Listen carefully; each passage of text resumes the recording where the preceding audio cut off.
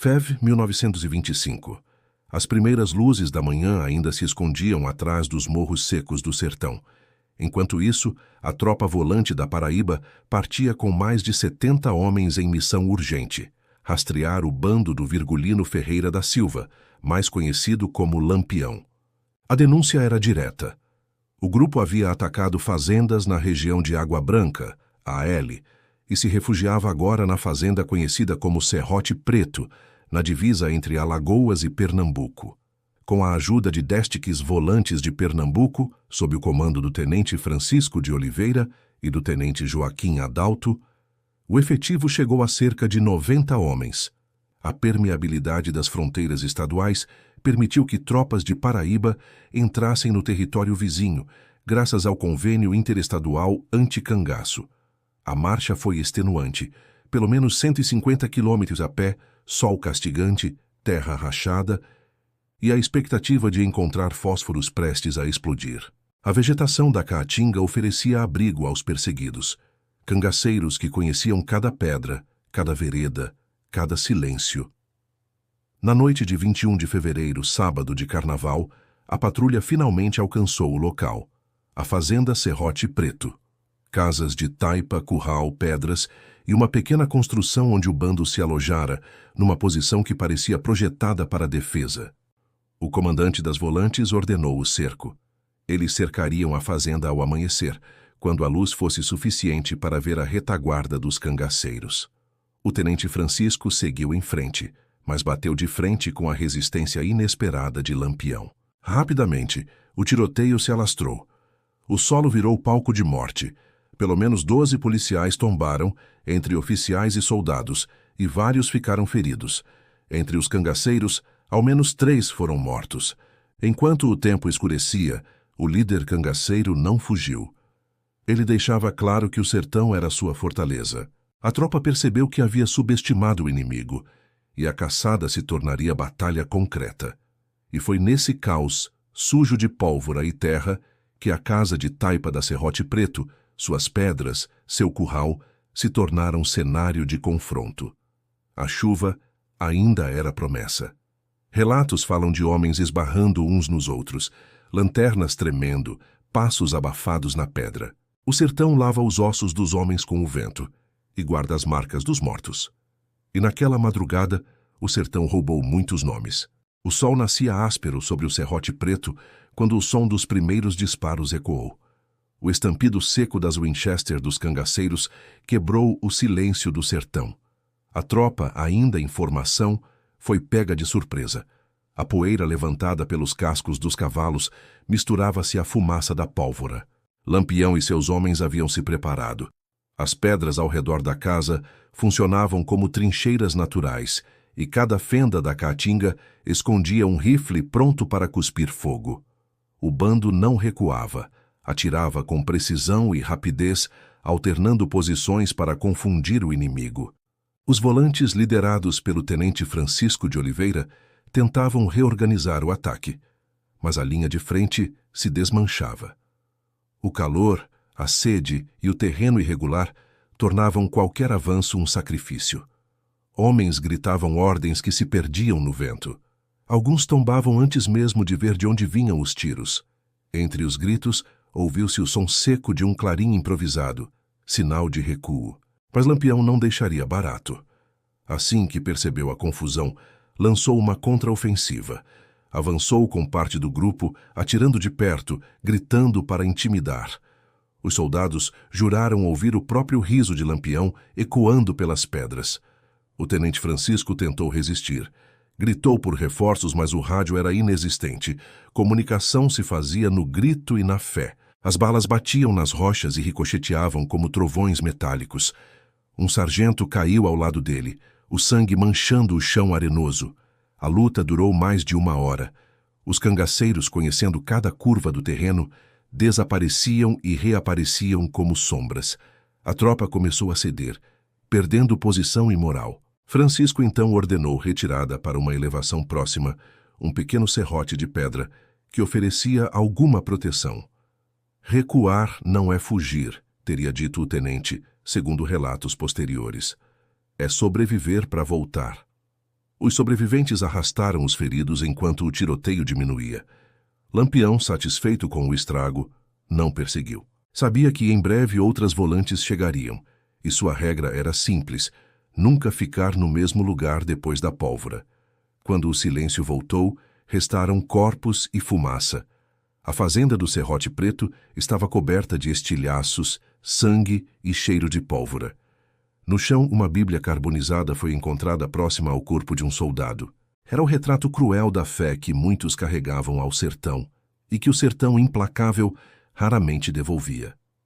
À tarde, o tenente conseguiu reunir apenas metade da tropa original. O resto havia tombado ou se dispersado durante o combate. O calor queimava a pele, e o cheiro de morte se misturava ao da terra seca. Era o fim de mais um enfrentamento, e mais uma vitória para Lampião, que escapava como sempre, deixando atrás de si apenas histórias, medo e silêncio. O episódio, mais tarde, seria lembrado como um dos combates mais sangrentos entre as volantes e o bando de Lampião. O Serrote Preto, uma simples fazenda cravada entre pedras, se tornaria símbolo da força do cangaço e da dificuldade das forças policiais em enfrentar um inimigo que o sertão parecia proteger. Mas, para os que sobreviveram àquele dia, o combate nunca terminou de verdade. O som dos tiros e o cheiro da pólvora ficaram presos na memória, um eco distante de uma guerra sem fim. 3 dias após o combate no Serrote Preto, o sertão ainda cheirava a pólvora. Os urubus circulavam lentamente sobre o terreno, e os moradores das fazendas próximas temiam até sair de casa. A notícia da derrota da volante correu rápido, e com ela, o nome de Lampião ganhava ainda mais força. No quartel de Vila Bela, atual Serra Talhada, o clima era de revolta. Os soldados que haviam escapado chegaram esgotados, cobertos de poeira e com o olhar vazio.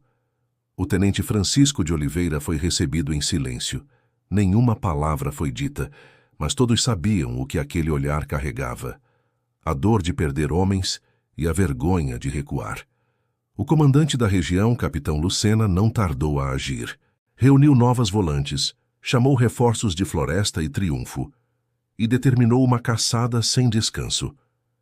Nenhum cangaceiro dormirá em paz enquanto houver um soldado vivo neste sertão, teria dito.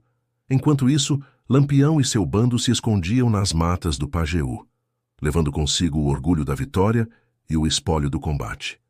Havia comida, munição e até armas tomadas dos soldados mortos. Mas Lampião sabia que cada vitória trazia também um rastro, e que o rastro, mais cedo ou mais tarde, traria o inimigo de volta. O bando se dividiu em pequenos grupos. Maria Bonita seguia ao lado de Lampião, cuidando dos feridos e alertando-o sobre o perigo da caçada. Eles vêm com ódio, Virgulino, não vão descansar. Lampião apenas sorriu. Nem eu, Maria. O sertão é largo, e a Caatinga é nossa casa. As volantes começaram a agir em grupos menores e mais ágeis, aprendendo a se mover como o inimigo.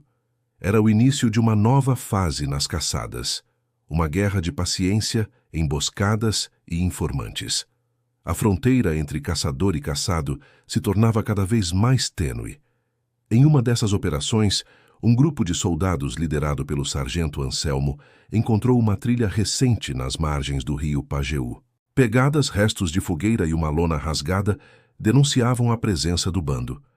O grupo avançou em silêncio, mas a Caatinga parecia viva. Cada espinho, cada galho quebrado era uma armadilha. De repente, um disparo ecoou. Um dos soldados caiu. Em segundos, a mata se transformou em um inferno de tiros e gritos. O bando havia deixado sentinelas para vigiar a retaguarda, e agora, os próprios volantes eram os emboscados. A luta foi curta e brutal. Quando o tiroteio cessou, apenas 3 soldados restavam de pé. O sertão, mais uma vez, engolira os vivos e os mortos sem distinção. As derrotas sucessivas começaram a abalar a moral das tropas. Havia quem acreditasse que Lampião era protegido pelo próprio demônio, que nenhuma bala o alcançaria. Outros diziam que ele possuía informantes dentro da própria polícia, o que explicaria sua capacidade de antecipar cada movimento das volantes. Mas o tenente Francisco, ainda marcado pelo fracasso no Serrote Preto, jurou vingança. Reuniu novos homens e jurou que seria ele quem encerraria o reinado de Lampião. Nem o inferno o protegerá da justiça do sertão, disse ao partir. Enquanto o sol se punha sobre as pedras quentes do Pajeú, o sertão se preparava para mais uma caçada. O destino, porém, já havia traçado o fim de muitos, e Lampião, mesmo sem saber, caminhava para o crepúsculo de sua própria lenda. O combate do Serrote Preto não foi o fim de Lampião, mas marcou o início da queda do cangaço. Depois daquela refrega sangrenta, em que a caatinga se tingiu de vermelho e a poeira se misturou à fumaça dos rifles, o rei do cangaço percebeu que o tempo estava mudando. As volantes estavam mais organizadas, melhor armadas, e começavam a entender o terreno tanto quanto ele. O nome Serrote Preto passou a ecoar como um ponto de virada. Até então, Lampião e seus homens vinham vencendo, emboscando e desaparecendo entre as veredas. Mas ali, no coração do sertão pernambucano, enfrentaram uma tropa que não recuou. A batalha durou horas. Os estampidos ecoavam pelos morros como trovões secos. Quando o silêncio chegou, o chão estava coberto de corpos, de cangaceiros e de soldados. Nenhum dos lados saiu ileso. Lampião sobreviveu, mas a vitória foi amarga.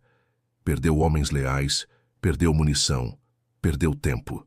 Mais do que isso, perdeu o controle do medo, porque agora sabia que as volantes podiam vencer.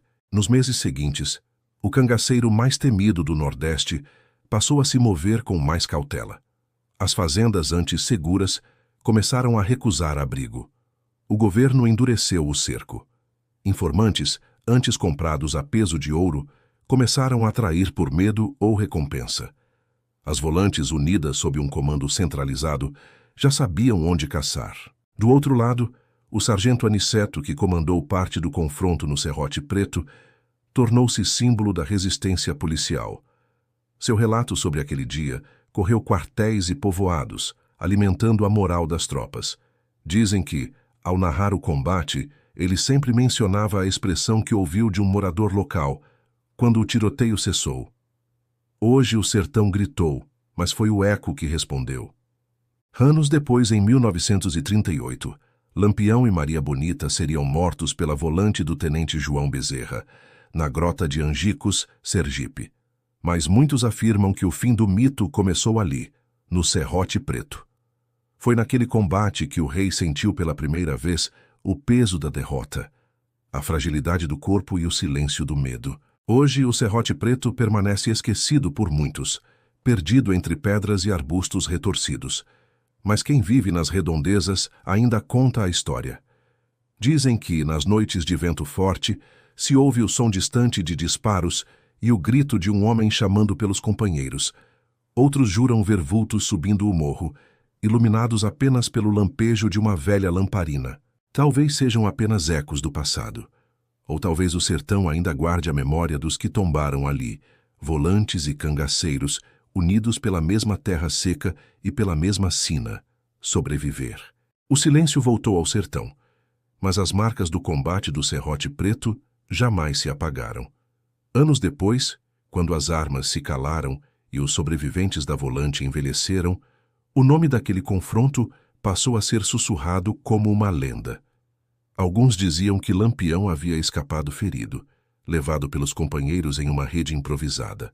Outros juravam que ele fora atingido de raspão e que, desde aquele dia, passou a andar com uma expressão mais desconfiada, como se sentisse que o fim se aproximava. O sargento Aniceto, já aposentado, costumava revisitar o lugar do combate. Dizia que era para prestar respeito aos mortos, mas os vizinhos sabiam que ele ainda buscava entender o que realmente acontecera ali. O que fez aquele dia ser diferente dos outros tantos tiroteios do cangaço? Talvez fosse o sentimento de que, naquele morro isolado, o sertão começava a mudar de dono. O combate do Serrote Preto foi um dos confrontos mais intensos entre as volantes e o bando de Lampião. Aconteceu na divisa entre Pernambuco e Bahia por volta de 1930 e envolveu dezenas de homens. As forças policiais, formadas por praças e sertanejos recrutados localmente, enfrentaram um grupo experiente e acostumado a vencer. O resultado foi devastador. Mortos de ambos os lados, feridos sem socorro e um cenário de destruição que marcou a região por décadas. Historicamente, o Serrote Preto representou mais do que uma simples batalha. Foi o início do declínio do cangaço. A partir daquele ponto, Lampião passou a ser caçado com precisão crescente. O governo de vários estados nordestinos começou a cooperar entre si, trocando informações e reforçando as volantes com armamento moderno. O mito do invencível cangaceiro começava a se desmanchar diante da força da organização e da persistência dos homens da lei. O episódio também ajudou a construir a imagem das volantes como símbolo da resistência do Estado no sertão. Homens simples, muitos sem formação militar, enfrentando o perigo com coragem, guiados por um senso de dever e justiça. Entre eles, nomes como Aniceto, Bezerra e Zé Rufino se tornaram figuras lendárias, tanto quanto aqueles que combatiam. E foi assim que o sertão lentamente viu o fim de uma era. O som das balas deu lugar ao murmúrio do vento entre as pedras e o cheiro de pólvora se misturou ao da terra seca. Mas a história nunca morre. Ela se transforma, atravessa o tempo e volta a ser contada, nas vozes dos que lembram e nas telas de quem ouve pela primeira vez. Este episódio do Última Patrulha foi inspirado em fatos reais. O combate do Serrote Preto, um marco na luta entre as volantes e o bando de Lampião.